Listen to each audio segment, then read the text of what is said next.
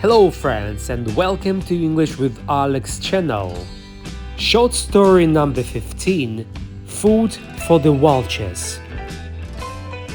One day, a lion and a wild boar approached a small stream, wishing to drink water from it. However, there was only enough space for one animal to drink from. As they both arrived at the stream, they began to argue and fight over who would drink first.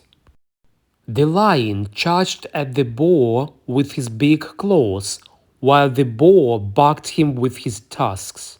They continued to fight for a spot by the stream, when a vulture began to cycle above their head. The vulture was waiting for one of them to kill the other, so that the vultures can feed on them. Soon, the lion and the boar realized that they were being watched by the vultures. Both of them stopped fighting. "If we continue to fight, we will become food for the vultures," said the lion, and the boar agreed. From that point onward, they stopped fighting and became best friends. Thank you friends for watching. Hit the like, subscribe to our channel, and bye for now.